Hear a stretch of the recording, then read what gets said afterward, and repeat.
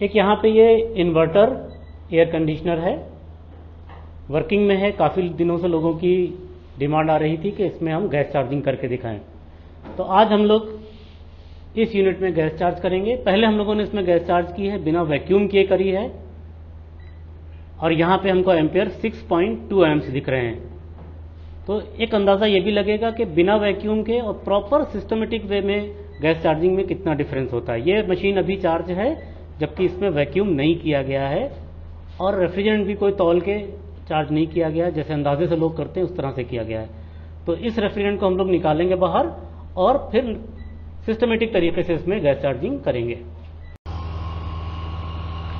यहाँ पे हमारी एक ये वैक्यूम पंप है और एक मशीन है जिसमें हम लोग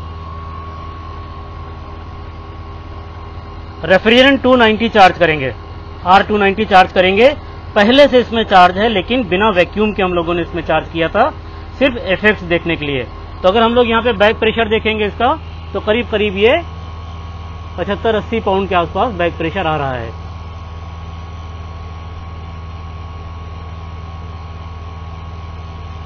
तो इसमें हम लोग रेफ्रिजरेंट को निकाल के और इसमें दोबारा से वैक्यूम करके R290 चार्ज करेंगे। तो यहाँ पे हम लोगों ने रेफ्रिजरेंट को पूरी तरीके से पर्ज कर दिया है और अब हम इसमें रिचार्ज करेंगे। रिचार्ज करने पर प्रॉपरली वैक्यूम करेंगे, वे करके अच्छे से इसको हम लोग रिचार्ज करेंगे और फिर देखेंगे कि वैक्यूम करने पर और तौल के चार्ज करने पर कितना ज़्यादा डिफरेंस आ जाता है कूलिंग पे और इसकी वॉटेज और एम्पियर्स पे। हेलो, यहाँ पे हम लोग R290 चार्ज करेंगे। 350 ग्राम इसमें रेफ्रिजरेंट चार्ज होना है। तो हमारे पास ये R290 के सिलेंडर्स हैं और एक सिलेंडर में 150 ग्राम रेफ्रिजरेंट चार्ज है। फिर भी हम लोग इसको वे करके तोल के चार्ज करेंगे। तो ये पंप हमारा है, ये पंप हमारा है। हम लोग इसको ऑन करेंगे। ये वैक्यूम लाइन हम लोगों ने लगा दी है। यहाँ पे सिस्टम पूरा वैक्यूम हो रहा है।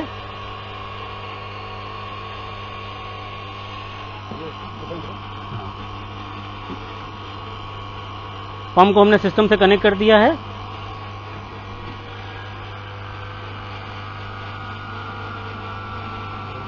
ये सिस्टम प्रॉपरली वैक्यूम हो रहा है।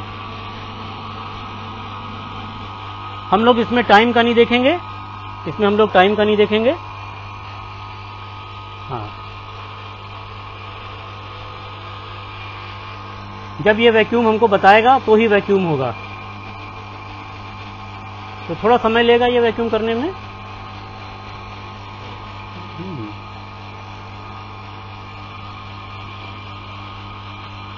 धीरे धीरे ये सुई वैक्यूम की तरफ बढ़ रही है।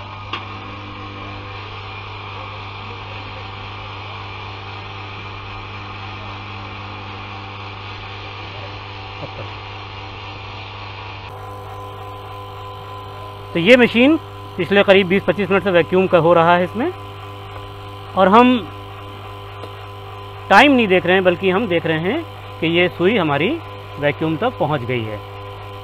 तो अब हम लोग एक काम और करेंगे कि सारी लाइंस को भी इसकी वैक्यूम कर लेंगे, इसकी सारी लाइंस को भी वैक्यूम कर लेंगे।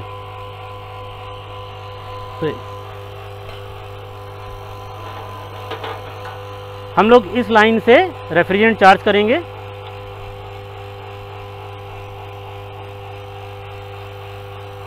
एक 150 ग्राम रेफ्रिजरेंट है इसमें।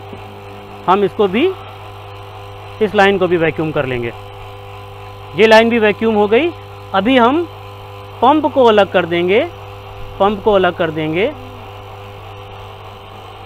और पंप को स्विच ऑफ कर देंगे। पंप को स्विच ऑफ कर दिया, पंप को अलग कर दिया। अब हम रेफ्रिजरेंट को यहाँ से चार्ज कर सकते हैं। ये रेफ्रिजरेंट हमारा सिस्टम में जाने लगा, आहिस्ता आहिस्ता ये सिस्टम में जा रहा है।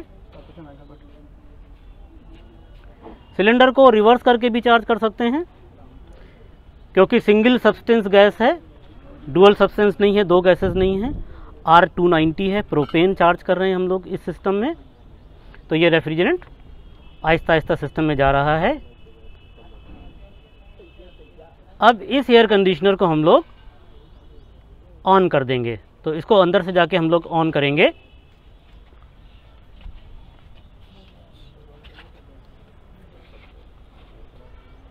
आहिस्ता आहिस्ता रेफ्रिजरेंट इसमें जा रहा है, ये हमारे मीटर्स बता रहे हैं।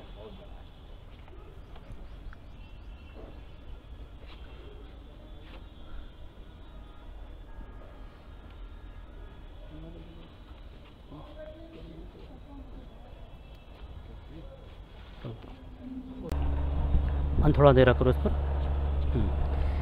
ये हमारा 75 ग्राम का सिलेंडर है, और जब हम दूसरा सिलेंडर भरा हुआ इस पर रखेंगे, 75 ग्राम का है, 150 ग्राम गैस अभी चार्ज हुई है, तो ये यहाँ पे 225 ग्राम 222 ग्राम दिखा रहा है, तो करीब करीब 150 ग्राम गैस अभी इसमें चार्ज हो गई है। 350 ग्राम हमको चार्ज करना है, तो अब हम दूसरा सिलेंडर भी लगाते हैं। ऑफ कर। अभी हमने क्या किया है, दूसरा सिलेंडर लगाया है 150 R290 का, तो हमने इस लाइन को भी वैक्यूम पंप चला के वैक्यूम कर लिया है। ये लाइन भी वैक्यूम हो गई। हम नहीं चाह रहे हैं कि हमारे सिस्टम में एक बबल भी एयर इंटर हो, तो अब हम लोग इसको ऑन करते हैं। ये रेफ्रिजरेंट हमारा आगे बढ़ने के लिए तैयार है। इसको हम 0 कर देंगे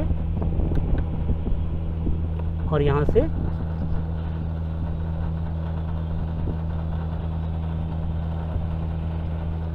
रेफ्रिजरेंट हमारा जो है वो सिस्टम में जाना शुरू हो गया।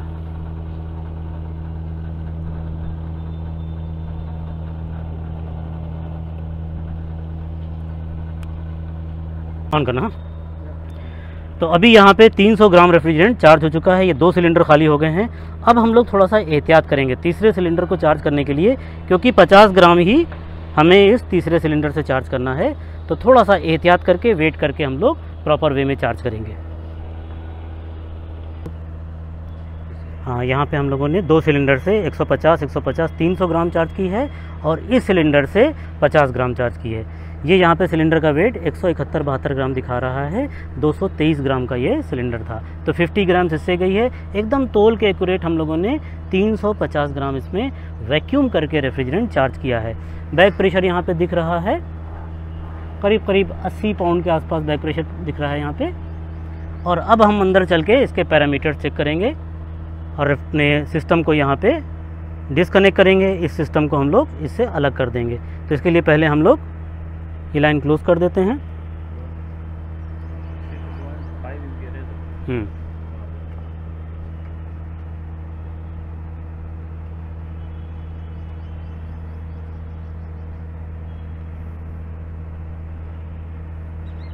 और यहाँ से भी लाइन निकाल लेते हैं।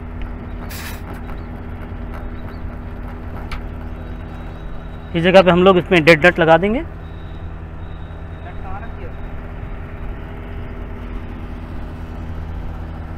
तो अब अंदर चल के हम लोग चेक करते हैं इसकी प्रॉपर वर्किंग को।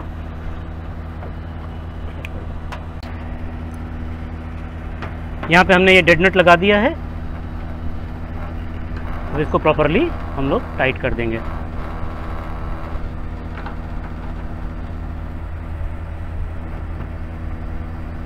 बाकी अब हम लोग अंदर चल के इसकी प्रॉपर वर्किंग, क्योंकि रिटर्न भी बहुत अच्छी आ गई है, प्रॉपर वर्किंग हम लोग अंदर चल के चेक करेंगे। तो अभी हम लोगों ने रेफ्रिजरेंट इसमें निकाल के वैक्यूम करके अच्छे से चार्जिंग करी है।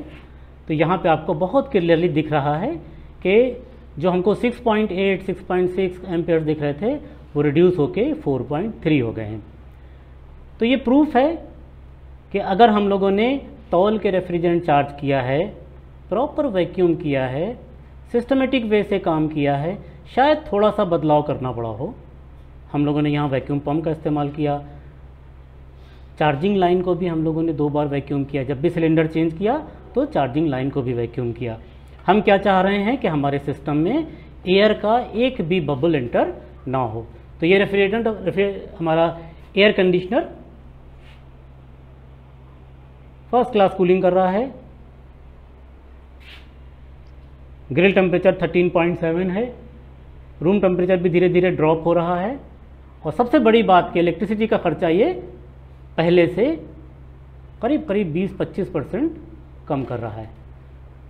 तो दोस्तों, अगर हम लोग प्रॉपर वे में काम करेंगे तो उसके रिजल्ट्स आपको हमेशा अच्छे ही मिलने वाले हैं। यहाँ पे एक ये लीक डिटेक्टर है वॉलकॉन कंपनी का। इससे हम बहुत तरह के लीकेजेस चेक कर सकते हैं। तो यहाँ पे एक ये सिलेंडर है, हम लोग देखेंगे कि अगर ज़रा सा भी लीकेज होगा तो ये उसको डिटेक्ट करेगा। एक पार्टिकल भी अगर लीक कर रहा है तो उसको ये डिटेक्ट कर लेता है। यहाँ पे इसने ये डिटेक्ट कर लिया। तो ये लीक डिटेक्टर भी हम लोग यूज़ कर सकते हैं। तो यहाँ पे हम लोग लीक डिटेक्टर की मदद से जो भी काम किया है उसका लीकेज चेक करेंगे।